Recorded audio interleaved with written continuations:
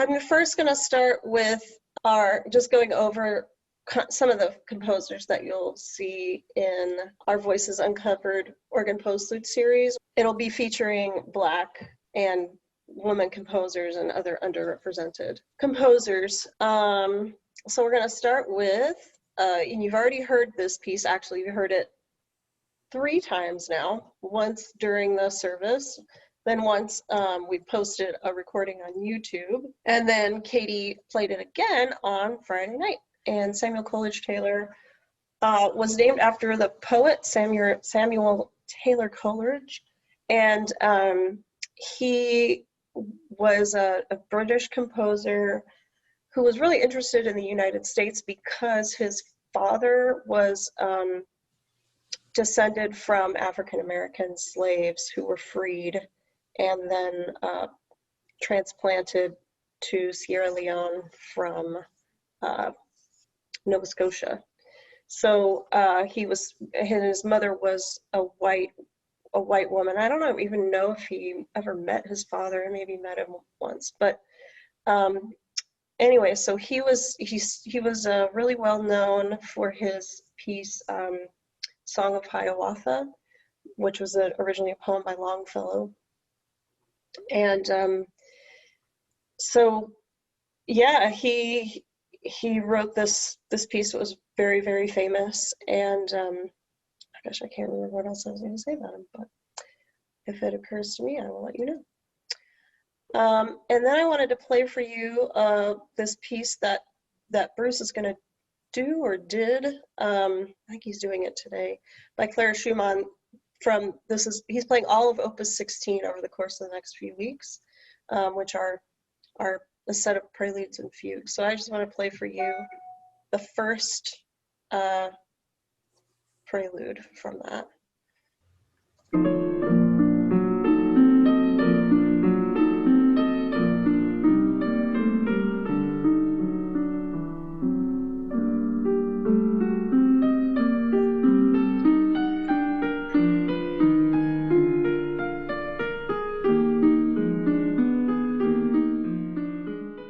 So Clara Schumann was, in her day, a really well-known concert pianist, and maybe not so well-known a composer, but also the wife of Robert Schumann, who is really well-known, obviously, and he cared for him as he later in his life. And so that's exciting. You don't hear her music a lot. Next is Florence Price. We are not doing we don't have any organ pieces slated yet to play by her, but I'm sure that we will, because she was trained as an organist. She actually trained, among her teachers were Leo Sowerby, who you all might recognize as a staple of Anglican music in the US. So I know we've done at least one of his pieces. And we performed one of her pieces on Friday night called The Moon Bridge for 3 female voices, or 3 treble voices and piano. And I really had a fun time with that piece.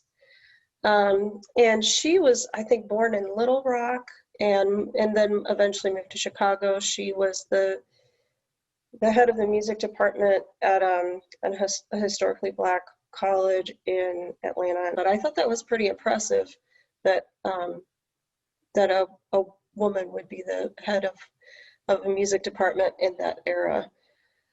And that was before she moved to Chicago. Then we have William Grant Still, who has been called the Dean of African American music. He was the first African American composer to have an opera performed by a major opera company, in this case, New York City Opera. He conducted a major symphony orchestra in the South, I believe the New Orleans Symphony. He was the first to have an opera played on TV, which I think was after his death. Esteemed composer. He played with W.C. Handy, which I think is really, really interesting. And I was talking with somebody about this the other day, about how we make this false demarcation between like jazz and classical music.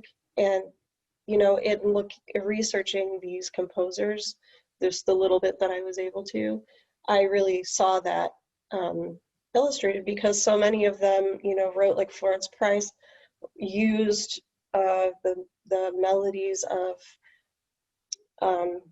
spirituals and and those kind of things in her music all the time. And William Grant Still, you know, he played for W.C. Handy earlier in his career, and I think that's really interesting and worth thinking about.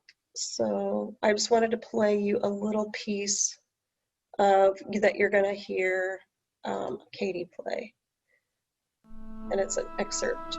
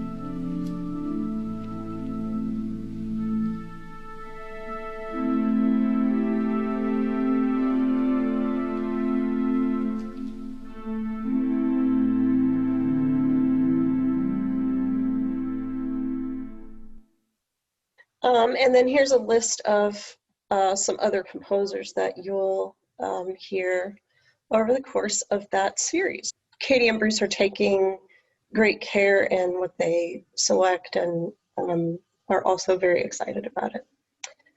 So moving on, I just want to touch on a couple of things about what we're doing in terms of liturgical programming and planning.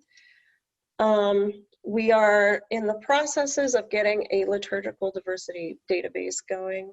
I think with the start of the season, it's been a little bit challenging for the people involved to find just the time resources to talk about it right now. But Bruce has discussed it with a few of his colleagues, and they're all very enthusiastic. So I expect that will go somewhere, and Bruce is committed to underwriting that effort. If you don't know how Bruce and other music directors choose their repertoire for each Sunday, they actually have resources that are based on the lectionary. So they're laid out by year. It's kind of like a table, and so you look up the Sunday, and then next to it, it has, in the next columns, it has pieces laid out, you know, and their voicings and that kind of thing. So that's what we would do. So that it would be really easy for people to, you know, go online, because we probably would do like an open source document online that people can just look up the reading, and, you know, then it'll be this list of pieces by Black composers that fits with that reading for that Sunday. So that's really cool. I think that if you just making it as easy as possible for people is the way to go. And like I was saying earlier, it'll be a collaborative effort between various parishes, major parishes. I know David Hurd is really excited about it. And then you probably know this already, but we regularly include hymns in every service from Lift Every Voice and Sing, which is the African American hymnal. There's 280 pieces in that. And then Voices Found is like congregational music by, for, and about women. And we actually featured one of those hymns on Hymns Up Close a couple weeks ago. Look for those things. And you've been actually seeing hymns from Lift Every Voice and Sing for quite some time now, years at least. And now moving on to concert programming, just briefly. We're going to look at incorporating underrepresented composers in all our concert programs. And for our Christmas concert, we specifically have plans to include at least one Baroque woman composer, either Chiara Margherita Cozzolani or Isabella Leonarda, both of whom were nuns and wrote some really fine music. And I don't know which one Bruce will end up choosing. We're going to get together and talk about it this week, kind of settle the program. But they both wrote these glorias, you know, kind of 4-part glorias where 2 voices are the angels and 2 voices are the shepherds. And I'm just so excited about that. And I don't know if you know this, but we got a very generous donation. And I'm not going to say who it is because I'm not sure we have permission, but we put $2,500 of that donation into a diversity commissioning fund. So as we build that fund, we want to commission 1 or 2 pieces per year from an underrepresented composer. We don't know yet what that will look like this year, but last year, if you remember, we commissioned responses from David Hurd, which we performed many times, and we're going to take on tour in 2021 or 22. You'll be hearing them over the course of the year for evensongs. We're going to do them, I'm pretty sure we're going to do them in a couple of weeks when we have an octet. And then I just wanted to post a couple of resources. So Susan Matthews at St. Paul's Burlingame is putting together a liturgical database of women composers. Same ideas. We're probably going to jump off of what she's put together, and just in terms of format and, you know, that kind of thing. And then I started a Google document with further reading and podcast suggestions. And I have not read all of these. This is just a beginning document. It's very short, the link to the Google Doc in the comments. It's just kind of a collection of, I've been keeping my ears perked and doing a little research. And so it's just kind of things that you might find interesting about diversity in classical music. So yeah, and I'd like to finish up with just a poem by Langston Hughes